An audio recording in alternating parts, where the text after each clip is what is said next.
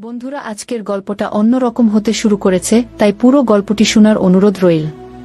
তুমি চুপ করে শুয়ে থাকো কো, এই বলে শ্বশুর মলম এনে মালিশ করে দিচ্ছিল। আমি তখনও গামছা পরে আছি। এরপর শ্বশুর একটা ভ্যাসলিনের কৌটো নিয়ে আসলো। আমি ইতস্তত করার ভান করে বললাম, ইস, এ কি হলো? আমি হলাম সুমন। আমার স্ত্রী এখনো জীবিত। আমার একমাত্র ছেলে ফরহাদ বর্তমানে ইতালিতে কাজ করে। আমার ছেলের বিয়ে দিয়েছে 1 বছর হয়েছে। বৌমার নাম নীনা, বয়স 23 বছর। ছেলের সাথে বেশি দিন সংসার করতে পারেনি, কারণ বিয়ের 3 মাস পর ছেলের ভিসা হয়। আর ইতালিতে পাড়ি জমায় বৌমা আমাদের সাথেই থাকে। আমরা মিরপুর এলাকায় থাকি 3 রুমের ফ্ল্যাট নিয়ে। বৌমা সবসময় বাড়িতে থাকলে শাড়ি না হলে ঢিলে টি শার্ট আর পাজামা পরে থাকে। এই বয়সেও আমি বেশ যুবক ধরনের। তবে আমার স্ত্রী অনেকটাই দুর্বল হয়ে গেছে, যে কারণে এখন আর আগের মতো কিছুই পারে না। এদিকে আমি কোথাও কি যে কিছু করব, তা লোকলজ্জার ভয়ে আর হয়ে উঠছে না। মাঝে মাঝে সিনেমা দেখে নিজেকে সান্ত্বনা দিই। সময়ের সাথে সাথে বৌমার প্রতি কেমন যেন একটা টান অনুভব করতে থাকি। গোসলের সময় প্রায় দিনই নীনা বৌমাকে কল্পনা করি। মাঝে মাঝে খেয়াল করতাম, নীনা লম্বায় 5 ফুট 3 ইঞ্চির মতো। গরমকালে ঢিলেঢালা জামাকাপড় পরে। নীনা মোটামুটি ফর্সা। আমার স্ত্রীর আড়ালে আমি একটু একটু করে বৌমার কাছে যাওয়ার চেষ্টা করতাম, কিন্তু বৌমা তেমন আগ্রহ দেখাচ্ছিল না। একদিন আমি আর আমার স্ত্রী বাইরে গিয়েছিলাম।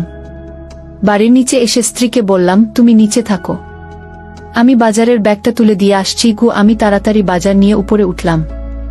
আমার কাছে চাবি ছিল, তাই দরজা খুলে বাড়িতে ঢুকলাম। কিন্তু বৌমাকে দেখতে পেলাম না। মনে মনে ভাবলাম, ওর তো এখন বাড়িতে থাকার কথা। বৌমার রুমের কাছাকাছি যেতেই ওর রুম থেকে কেমন যেন আওয়াজ পেলাম। রুমের দরজার কাছে গিয়ে দেখি দরজা একটু খোলা। সামান্য উকি দিতেই দেখি বৌমা সিনেমা দেখছে। বিছানার উপর দেয়ালে হেলান দিয়ে বসা। ডান পাশে একটা শসা আর একটা ভ্যাসলিনের কৌটো। একটু পর সিনেমা দেখতে দেখতে কি যেন করতে শুরু করল। বন্ধুরা, ইউটিউবের করা নিয়মের কারণে কিছু ঘটনা সরাসরি বলা যাচ্ছে না। তোমরা কমেন্টে দেওয়া লিংক থেকে আমার ওয়েবসাইট ভিজিট করো। সেখানে একদম মনের মতো গল্প দেওয়া আছে, যেগুলো ইউটিউবে পাওয়া যায় না। বৌমার কার্যকলাপ দেখে আমার মনে আনন্দে ভরে গেল। সে কি শব্দ সারা ঘরে! আমি কোনোভাবেই নিজেকে সংযত করতে পারছিলাম না। ওদিকে আমার স্ত্রীর উপরে ওঠার আওয়াজ পাচ্ছি। তাই দ্রুত আমি বাড়ি থেকে বের হয়ে কলিং বেল দিলাম। একটু পর বৌমা দরজা খুল। দেখলাম নীনা অনেকটাই ঘেমে গেছে আর মুখ একটু লাল হয়ে আছে। আমি আর ওর শাশুড়ি ঘরে ঢুকলাম। মনে মনে ভাবলাম, ইস, বেচারিকে ডিস্টার্ব করলাম। একটু পর জিজ্ঞাসা করলাম, কি ব্যাপার বৌমা, তুমি কোনো কাজ করছিলে নাকি? বৌমা বলল, না বাবা, আসলে একটু গরম পড়েছে তো কো। আমি বললাম, তাই? কোনো সাহায্য লাগলে আমাকে বলো, আমি সবসময় আছি তোমার পাশে। কি এই বলে আমার ঘরে চলে গেলাম। ওরা দুজন রান্নাঘরের দিকে গেল। আমার তো মনে এখন অনেক আনন্দ হচ্ছে। কিভাবে কি করব তাই চিন্তা করছিলাম। পরের দিন সকালে উঠলাম। খবরের কাগজটা নিয়ে দেখি বৌমা রান্নাঘরে রুটি বানাচ্ছে। কেউ অফিসে যায় না, তাই কোনো তাড়াও নেই। আজকে বৌমা একটা গেরুয়া কালো স্লিভলেস ব্লাউজ পরেছে, সাথে কালো রঙের শাড়ি। আমি রান্নাঘরে গেলাম। চোখ ছোট করে যেন ও মনে করে যে চশমা না থাকায় আমি দেখতে পাচ্ছি না। রান্নাঘরে ঢুকে নীনা লিজার সাথে ধাক্কা লাগালাম।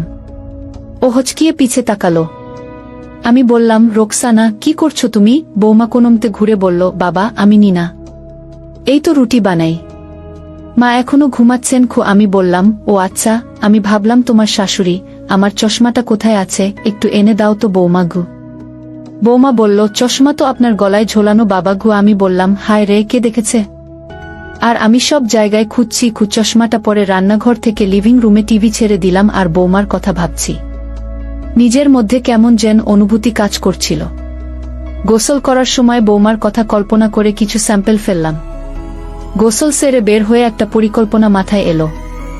আমি বের হয়েই লিভিং রুমে সোফাতে বসলাম। এমনভাবে বসলাম যেন বৌমা সহজে লক্ষ্য করতে পারে।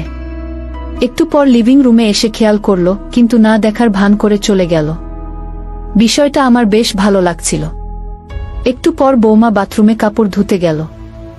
আমিও গেলাম পেছনে। যাওয়ার আগে রুমে উকি দিয়ে দেখলাম রোকসানা রুমে শুয়ে আছে। আমি একটা চেয়ার নিয়ে বাথরুমের দরজার সামনে বসলাম। বৌমা কাপড় ধুচ্ছে আর আমাকে দেখে বলল, বাবা আপনি এখানে কি করছেন? আমি বললাম, না হয়েছে কি? তোমার সাথে তো কথা হয় না, তাই ভাবলাম একটু কথা বলি। আমার ছেলে কি তোমাকে ফোন দেয়? কথা হয়। বৌমা বলল, জি বাবা হয়। ও নাকি ভালোই আছে, সামনের মাসে টাকা পাঠাবে কি। কথা শেষ হতেই রোকসানার রুম থেকে বেরোবার আওয়াজ পেলাম, তাই আমি উঠে বললাম, ঠিক আছে নিনা, পরে কথা হবে ছি বলে উঠে গেলাম। বৌমা কাপড় কেচে গোসল করে নিল। এরপর আমরা সবাই একসাথে দুপুরের খাবার খেলাম। তখন বাজে 2 কি 3টে। খাবারের পর একটু ঘুমালাম। ঘুম ভাঙল 5টার দিকে। উঠে মুখ ধুয়ে দেখি বৌমা একটা কালো ম্যাক্সি পরে রান্নাঘরে কি যেন ভাজছে। এই সুযোগে আমি সকালের মতো চশমা খুলে রান্নাঘরে গেলাম। বাম হাত দিয়ে বাতাবি লেবু ধরে বললাম, কি ভাজছ রোকসানা? বৌমা একটু চমকে গিয়ে বলল, আমি নিনা বাবা, একটু পাকোড়া ভাজছি।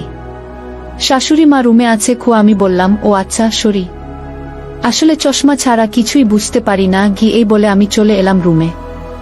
একটু পর ডাক দিল যে সব নাস্তা টেবিলে দেওয়া হয়েছে। আমি আর ওর শাশুড়ি গেলাম ডাইনিং টেবিলে। আমরা সবাই একসাথে খাবার খেয়ে নিলাম। এরপর আমি উঠে লিভিং রুমে গিয়ে টিভিটা ছাড়লাম আর বৌমাকে বললাম 1 কাপ চা দিতে।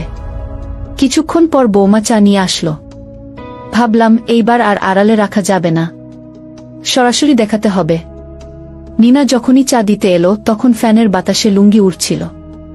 বৌমা আমার হাতে কাপ দিয়ে আমার দিকে কিছুক্ষণ তাকিয়ে রইল। আমি তখন ইতস্তত করার ভান করে বললাম, ইস, এ কি হলো?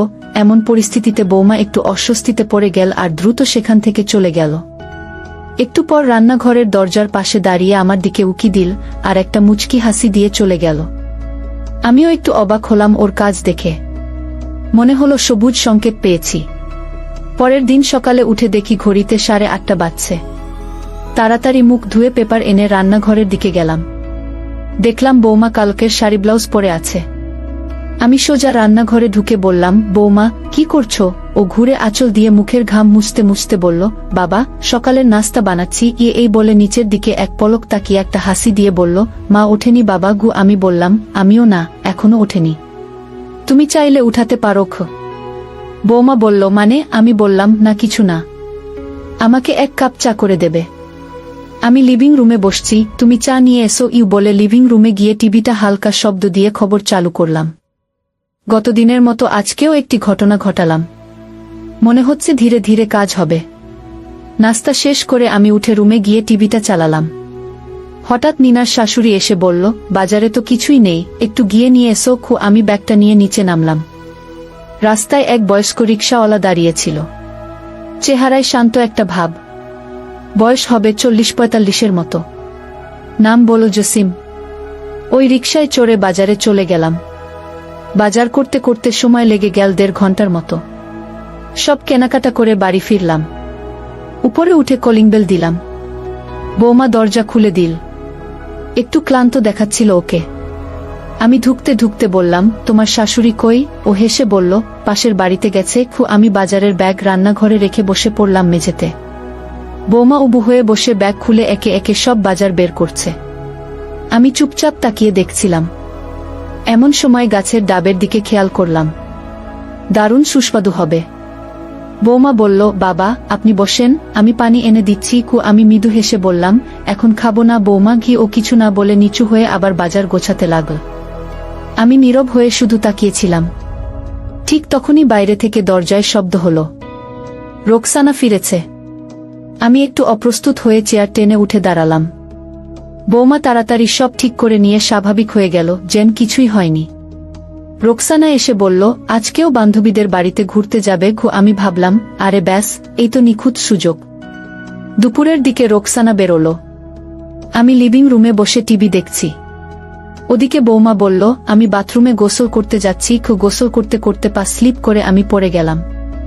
আমার পায়ে অল্প একটু ব্যথা লাগলো। ব্যথাটা খুব একটা বেশি ছিল না। আমার পড়ে যাওয়ার শব্দে আমার শ্বশুর ছুটে বাথরুমের কাছে এসে বললেন, সব ঠিক আছে তো বৌমা? আমি বললাম, না বাবা, আমি পা স্লিপ করে পড়ে গিয়েছি, ব্যথায় উঠতে পারছিলাম না। এদিকে জামাকাপড় হ্যাঙ্গারে রাখা। কোনো রকমে গামছা জড়িয়ে দরজা খুললাম। শ্বশুর দেখলেন যে আমি বাথরুমে চিত হয়ে পড়ে আছি।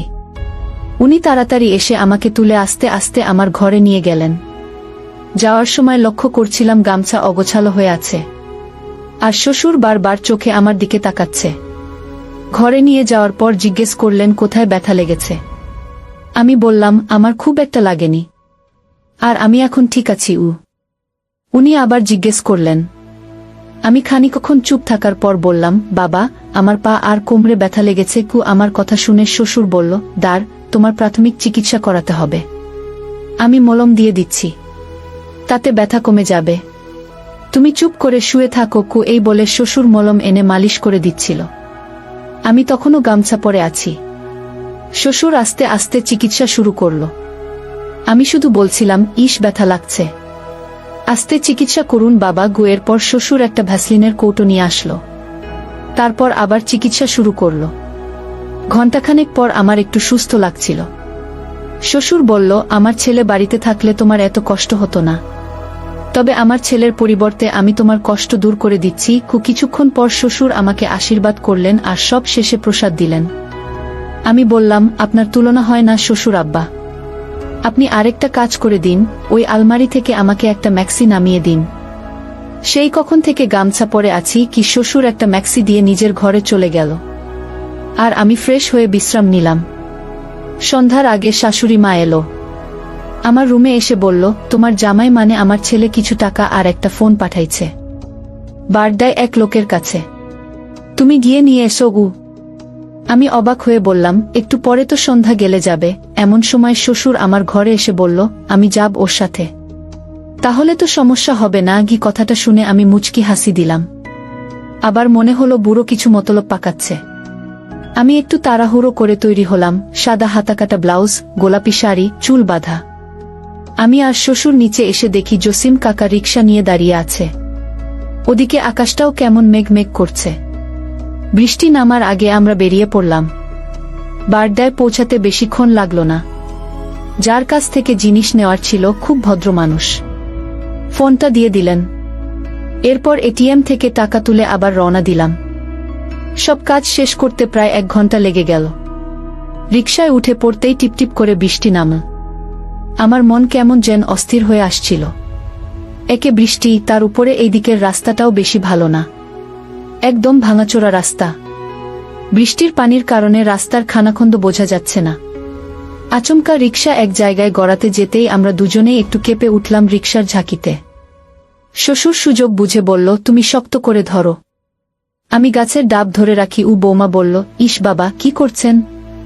কেউ দেখলে ঝামেলায় পড়ে যাব। শ্বশুর বলল, কেউ দেখবে না বৌমা, তাছাড়া রিকশার পর্দার কারণে কিছুই বোঝা যাবে না, তুমি শুধু ওই দিকে মনোযোগ দাও। একটু পর বৃষ্টি আরো বেড়ে গেল, তাই জসিম কাকা রিকশা একপাশে রেখে একটা দোকানে আশ্রয় নিল। এদিকে আমি আর শ্বশুর রিকশার মধ্যে বসে আছি। প্রায় আধা ঘন্টার মতো শ্বশুর গল্প করলেন, কিন্তু রিকশার মধ্যে খুব একটা সুবিধা পেলাম না। বৃষ্টি সামান্য কমানোর পর আমরা বাড়িতে চলে এলাম। বৃষ্টির কারণে জামাকাপড় কিছুটা ভিজে গেছে। আমি দ্রুত বাথরুমে ঢুকে সব চেঞ্জ করে নিলাম। এরপর ব্লাউজ আর পেটিকোট ভালো করে বারান্দায় শুকাতে দিলাম। রাতে খাবার খাওয়ার সময় শাশুড়ি মা বলল, পরশুদিন আমার ভাইয়ের ছেলের বিয়ে ঠিক হয়েছে, সেখানে দাওয়াত খেতে যেতে হবে। অনেক দূরের পথ, সেই কক্সবাজার, তাই আজকে থেকে লেগেজ গোছানো শুরু করে দাও। শাশুড়ির কথা শুনে মনটা আনন্দে ভরে গেল। এই সুযোগ কাজে লাগাতে হবে। দেখতে দেখতে যাওয়ার দিন চলে এলো। আমরা রেডি হয়ে বেরিয়ে পড়লাম কমলাপুর স্টেশন যাওয়ার উদ্দেশ্যে। দীর্ঘ 9 ঘন্টা যাত্রা করে আমরা বিয়ে বাড়িতে চলে এলাম। বিয়ে বাড়িতে পৌঁছে দেখি আমার জামাকাপড় ছাড়ার জায়গা নেই, কারণ আরও কিছু আত্মীয় এসে পড়েছে। আমি শাশুড়িকে বিষয়টা বললাম। তখন শাশুড়ি বলল, আমি তো ভুলেই গেছি যে আমার ছোট ভাইয়ের ফ্ল্যাটের নিচতলায় আরও একটা ফ্ল্যাট খালি পড়ে আছে, আর তাতেও ঢালা বিছানা পাতা আছে। তুমি সেখানে গিয়ে ফ্রেশ হয়ে নাও। আমি তাড়াতাড়ি সেখানে চলে গেলাম। গিয়ে দেখি ফ্ল্যাটটা 2 বেডরুম ফ্ল্যাট, আর ফ্ল্যাটের সঙ্গে একটা ছোট্ট বারান্দা আছে। বড় শোবার ঘরের সঙ্গে একটা সুন্দর টবওয়ালা বাথরুম অ্যাটাচ করা আছে। বাথরুমে গিজার লাগানো থাকায় গরম জল পাওয়া যাবে দেখে আমি খুশি হলাম। আমি ব্যাগটা রেখে বাথরুমে গেলাম আর ফ্রেশ হয়ে স্নান সেরে নিলাম। এমন সময় দেখলাম শ্বশুর চলে এসেছে। আমি শুধু একটা গামছা জড়িয়েছিলাম। শ্বশুর বলল, আরে বৌমা, তুমি এখানে? আমি বললাম, আসলে সারা পথ যাত্রা করে অনেক ক্লান্ত লাগছিল, তাই স্নান করে নিলাম। কি শ্বশুর বলল, তুমি এদিকে এসো, তেল মালিশ করে দিচ্ছি, তাহলে দেখবে ভালো লাগবে।